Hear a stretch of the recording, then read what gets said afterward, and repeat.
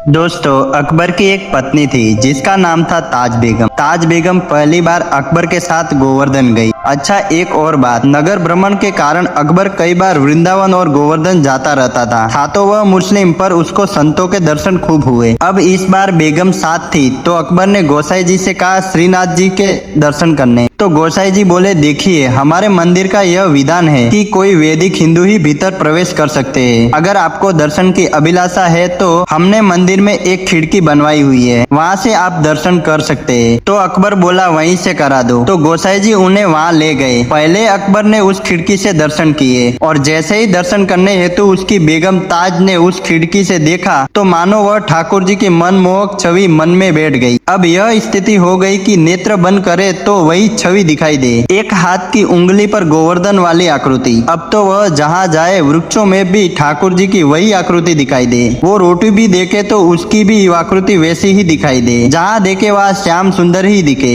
इस पे दोस्तों एक भाव यह भी है कि ताज बेगम का मन नहीं लगा है ठाकुर जी के प्रति, बल्कि ठाकुर जी का मन लग गया है ताज बेगम में, और इसे कहते हैं भगवत प्रीति। दोस्तों, एक होता है कि हमको ठाकुर जी प्रिय लगते हैं और एक ये होता है कि हम ठाकुर जी को प्रिय लगे। अब ताज बेगम की ये हालत हो गई कि ठाकुर जी की विरह में बहुत तेज बुखार चढ़ गया। बादशाह ने खूब हकीम बुलाए, वेद बुलाए, लेकिन कोई ठीक नहीं कर पाया। पर एक दिन ताज बेगम बादशाह से जाके अपने मन की बात कह दी, बादशाह हमारा यह बुखार ठीक नहीं होगा, क्योंकि यह बुखार कृष्ण विरह का है। जब से हम आपके साथ गोवर्धन गए हैं, जब से हमने त्रिभंग ललित श्याम सुंदर को देखा है, तब से हमें सब जगह वही दिखाई देते हैं। हमें लगता है हमारा जन्म आपकी सेवा करने के लिए या कोई और कार्य करने के लिए नहीं है, हम उन्हीं के लिए पृथ्वी पर आए हैं। आप कृपा करके हमें पहले वृंदावन भेजे। अकबर ने पहले तो बहुत मना किया, पर बाद में ताज बेगम की बात मान करके वृंदावन जाने की आज्ञा दे दी। और जब ताज बेगम वृंदावन आ गई और वृंदावन में रह करके ठाकुर जी के नित्य दर्शन करती थी, लेकिन उसकी भक्ति इतनी प्रबल थी कि वो दर्शन करके आने वाले लोगों से पूछती थी, आज श्याम सुंदर कैसे लग रहे हैं? तो लोग बोलते, आज ऐसा मुकुट पहना है, कानों में ऐसे कुंडल पहने, गले में ऐसा हार पहने,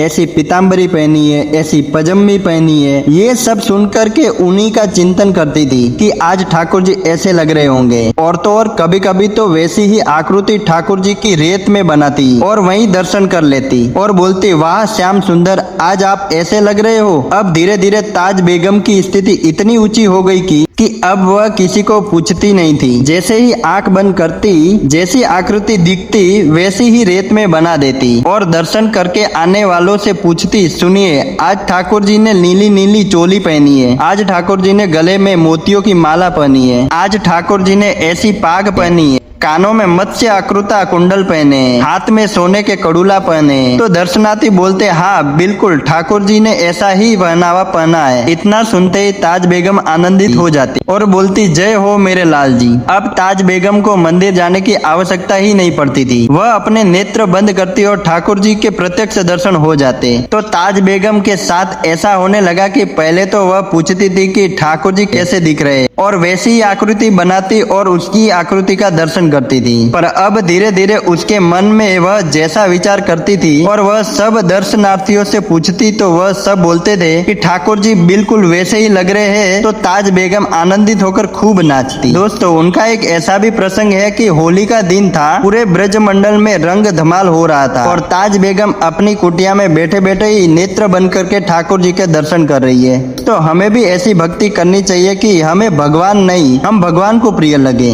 ऐसी ही और भाव विभोर कथा सुनने के लिए हमारे चैनल को सब्सक्राइब जरूर करें।